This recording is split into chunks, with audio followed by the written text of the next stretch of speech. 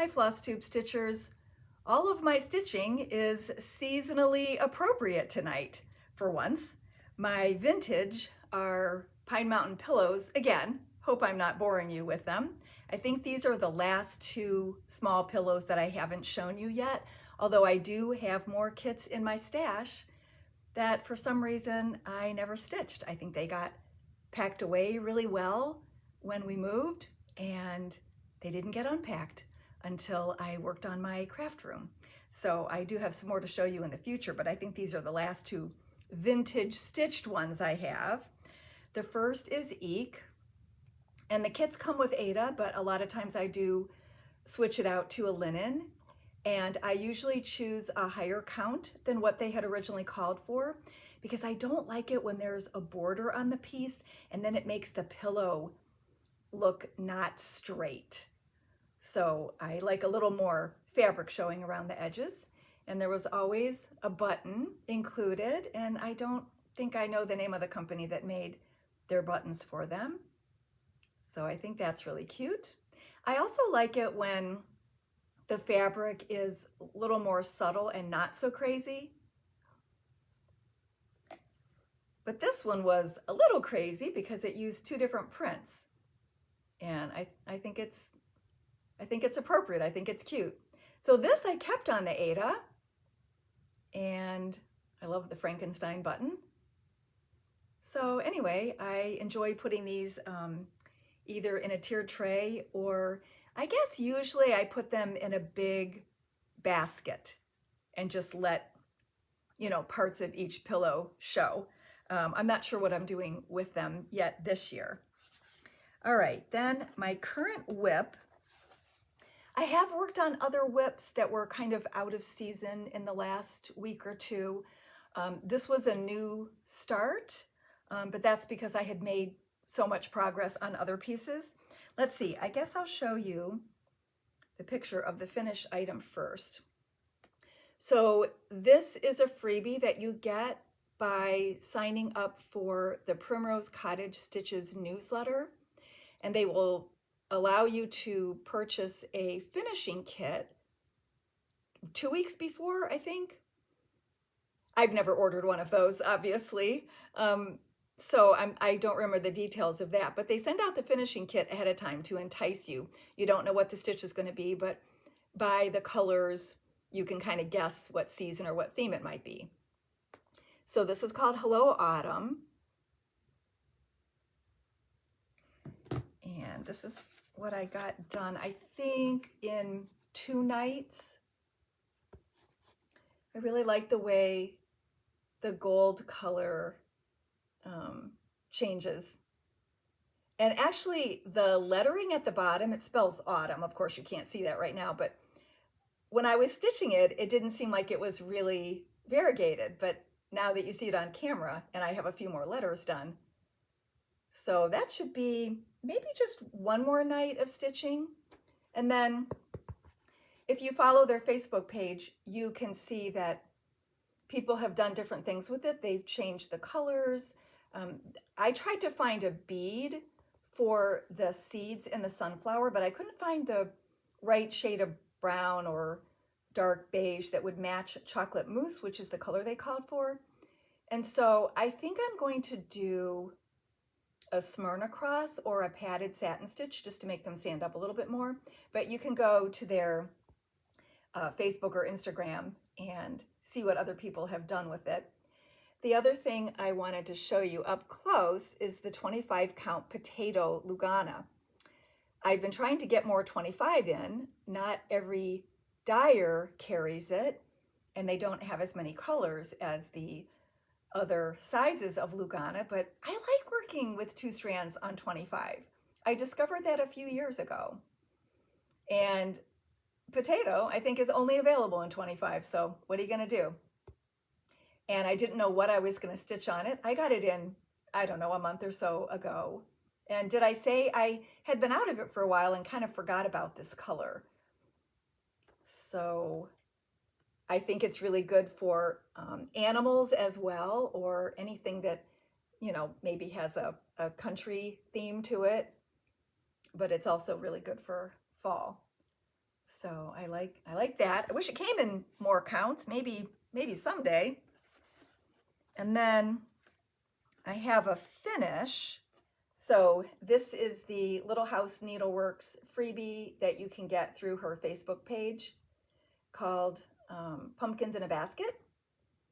And the stitching is finished as it's shown on the chart, but I saw some other people make some changes to it.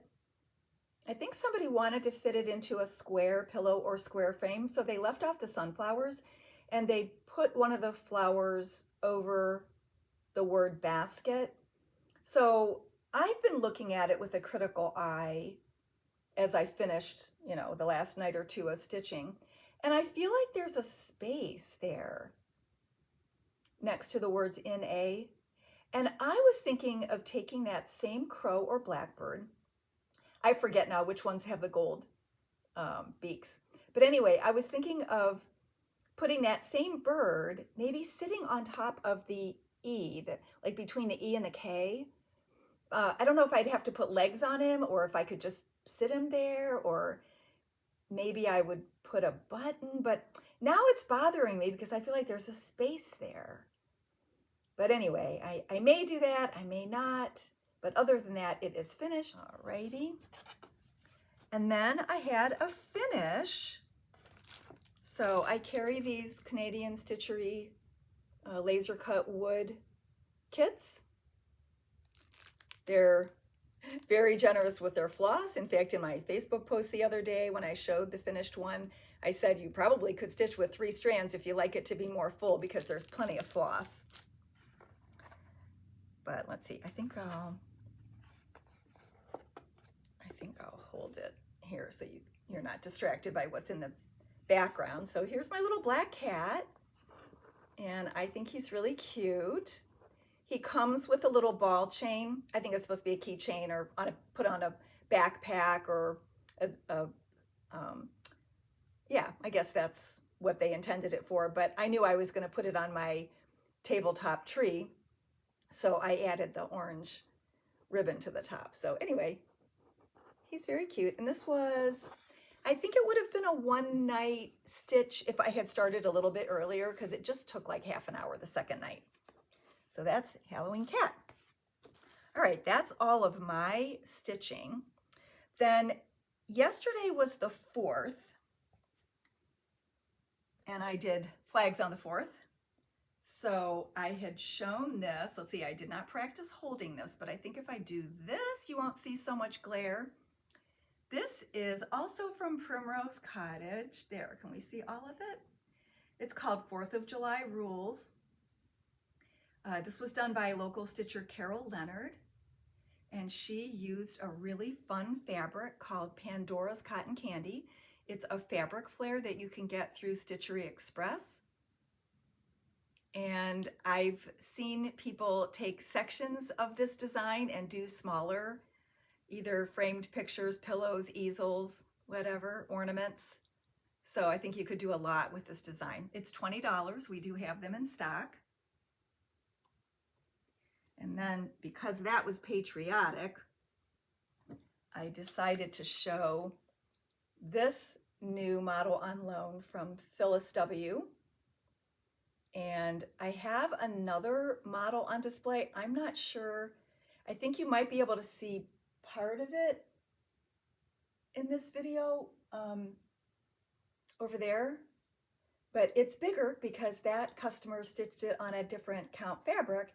And when Phyllis picked this up, she said, oh, you probably don't want this because you already, and I said, no, I love having models that are different. They're different frames, different fabric, different sizes.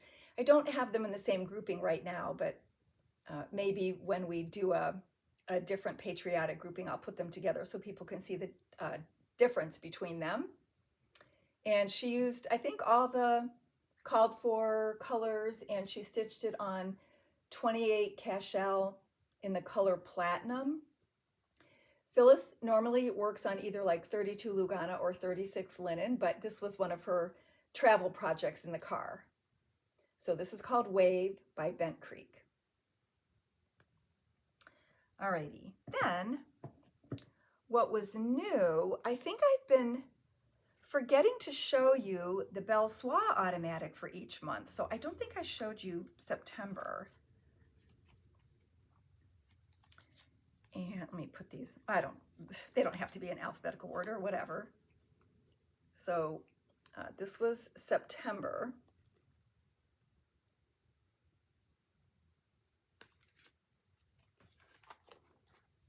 And these just came.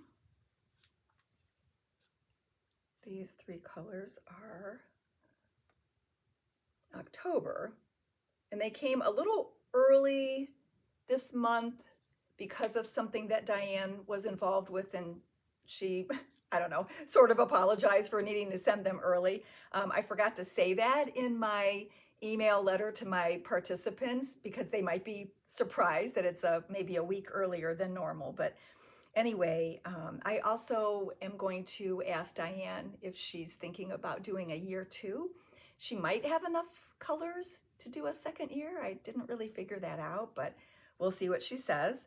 But if anyone wants to do their own automatic, I can certainly help you with that. I do have somebody that recently asked me to do a personal color and cotton automatic for her. So, I mean, I can do it on anything. It doesn't have to be part of an official program. All right, so that was the Belle Soie. And then I haven't shown you the Hometown Fibers fabric that came. Why are they called Hometown Fibers? Did they start with fibers? But this is fabric. I don't remember the story. I got 7 fabrics, all 32 and 36, because I don't sell much 40 or 28, and I don't even remember what they offer, but you have to buy full yards, and I don't believe they do Aida. So that kind of limits my budget when I have to get full yards. So I only got 7 colors, but I really like them, and I haven't sold any yet. I did have somebody, I think 2 people had requested some of the fabric when it came in, but they probably only wanted quarter yards, so we'll get that out this week. I matched them up to DMC colors, but I don't have the DMC in front of me.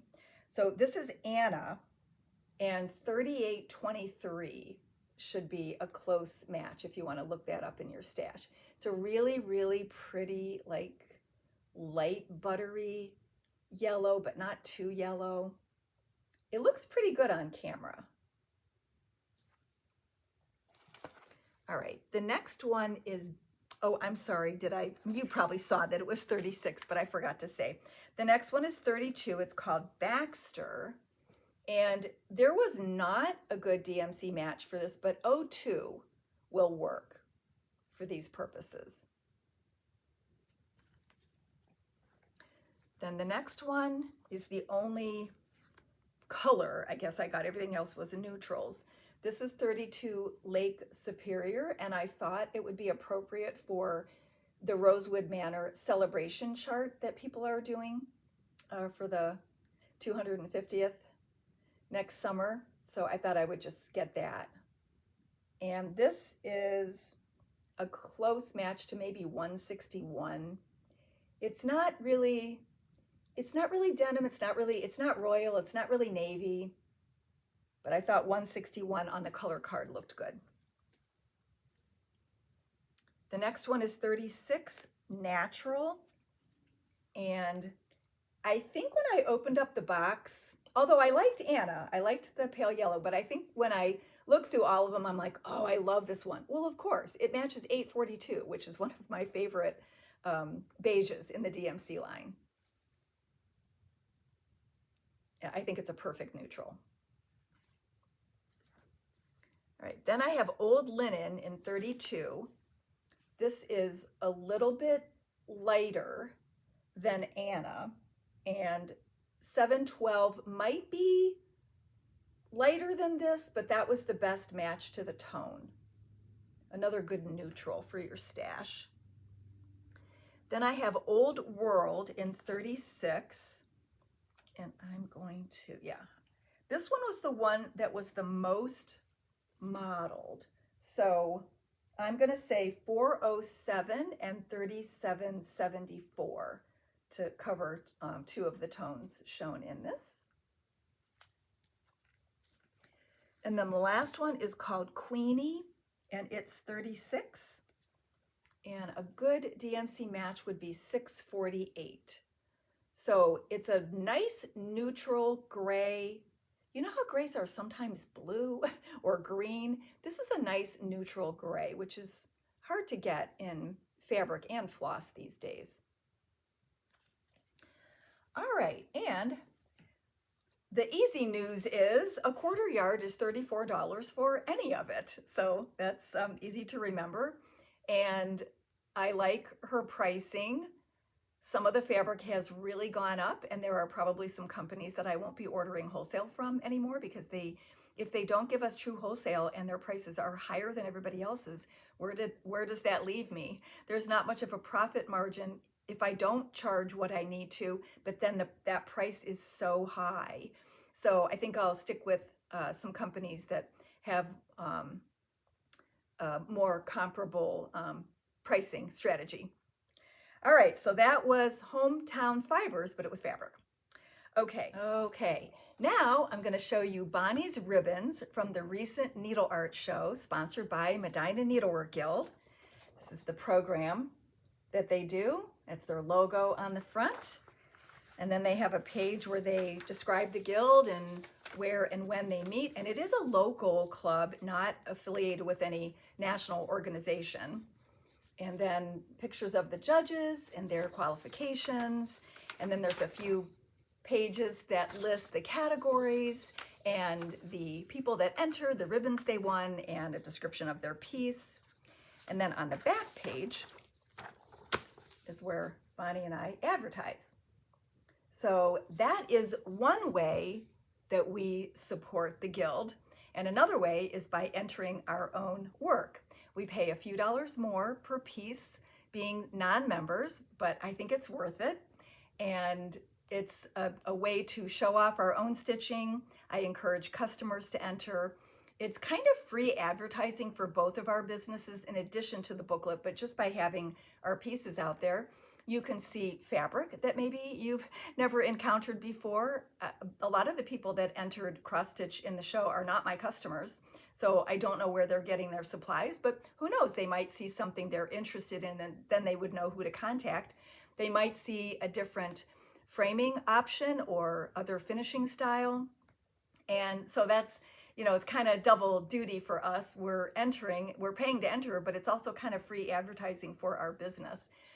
And when I was a member, I entered more frequently, and I also loved to volunteer to be a judge's helper. I liked being a part of that pre-show, behind the scenes type deal.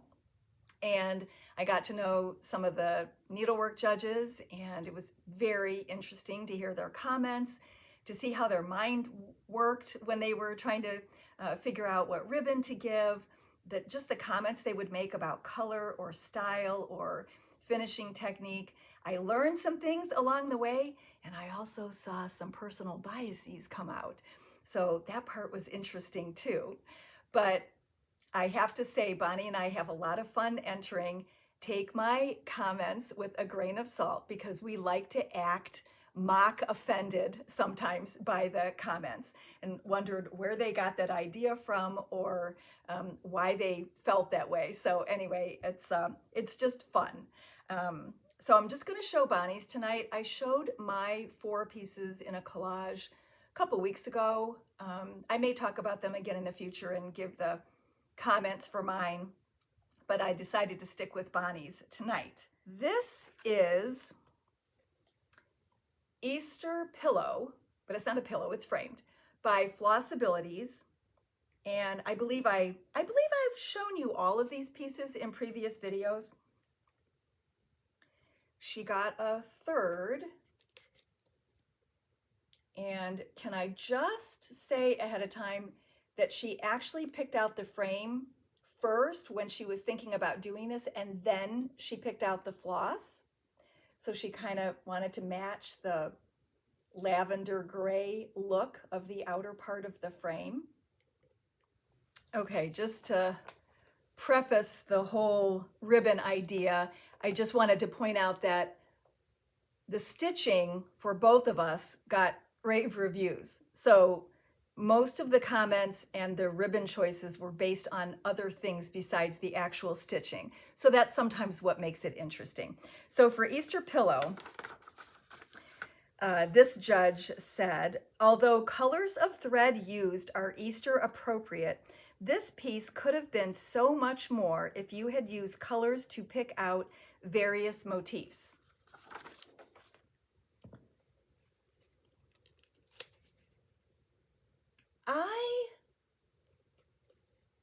Both of us disagree. I think the floss is really interesting because it's not too crazy. It's only 2 color families, but I like to look at it from a different viewpoint too. And that judge's comment will probably make me offer different suggestions to customers if they do any of the pieces in this line from Flossabilities.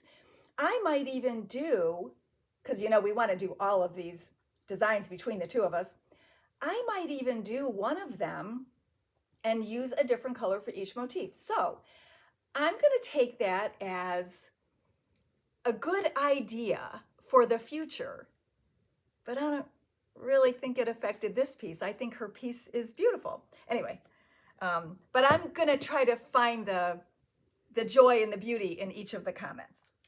This is Seaside Tiny Town by Heart and Hand. And notice the, driftwood-like frame color that she chose, the sandy color fabric. It was all done, purposeful. Okay, so she got a second for that one. And the comment says,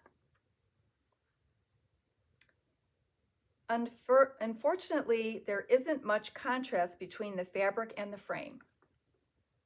Yeah, we know. She did it on purpose. Which leaves it a little washed out looking, but creative use of buttons. So, all right. Then she also got a second on her winter reindeer from Dirty Annie's Southern Style. And I'm going to put it really up close so you can see the snowflakes. I know you're not going to be able to see them from back here, and that was what the judges didn't care for on this piece. So, snowflakes are unfortunately lost in the background, might have been seen with a darker fabric with a thread that sparkles or with beads. Bonnie uses beads all the time. She didn't do it on that one, and now she's kicking herself. Yeah, so that's basically all. So, she knew, but the snowflakes can be subtle. They don't have to be in your face. It's the reindeer that are the main part of the design. So that almost doesn't bother me that the snowflakes are light. Now, if she had stitched with 2 strands instead of 1, they also would have shown up darker. So by having this model on display and by knowing what the judges said about it, I can also make a suggestion. Actually, I do this all the time. I tell the customer, if you're only using 1 strand, maybe use a really bright white. If you're using 2 strands, you have more choices. So I already give that advice, but to have a piece to point out, do you like the way this looks, or do you want your snowflakes to show up more? So it makes a good lesson. So anyway, it is what it is. Okay. Then she got 2 first place ribbons, and this got a 94 out of 100. I also found out, because in previous years, both of us have gotten kind of high scores, and we were wondering, does anyone ever get 100? And my friend Linda that runs the show, she said, hey, I found out they don't ever give 100. because they don't ever think anything should be perfect. And I'm like, oh, I like that. And I like knowing that. All right, so this is Keeping the Bees. She stitched this for me for my birthday, but it was entered as her work, obviously, in the show. And she got a first place. And the color of the man's vest blends too much into the background. Maybe consider back stitching to give definition. Well, guess what? It was a kit from Shepherd's Bush. So she stitched it as they said to. All righty. And then this is a piece that got a 99. This is Seaside Flamingos, which I had just shown you recently from Stitches by Ethel. And I kind of want to hold, I hope I'm not wrinkling her ribbons here, but I kind of want to hold it while I'm reading this so that you can see. She says, kudos for laying the cattail threads. Brings your piece to the next level of stitching. Tension is wonderful and beads are well done. So they just really appreciated how well she did those. It is 2 strands and there's not a one of them that's, you know, out of place or uneven or gapping or twisted. So, and she does take care when she does specialty stitches like that or when she's attaching beads. So anyway, those are her ribbons and we're happy with them all. It's great. And even if it's a first, a third, whatever, I leave the ribbons on because throughout the year, it's still a really good advertisement for their show. So I like having the pieces with the ribbons on display. And I do for customers too. If they remember or if the ribbon is still attached to the wire on the back, I will show theirs as well while they're on display. So the last thing is the Pirate and Robin thread from last week. And it's going to go to Darlene Baumgardner, but she can choose whatever color she wants and I will send that out to her.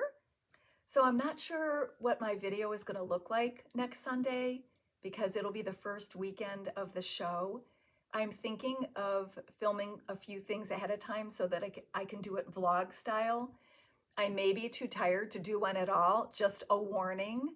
But if I do, it'll be a conglomeration of things just to make it easy. Okay, we'll see you soon. Thanks for watching. Bye-bye.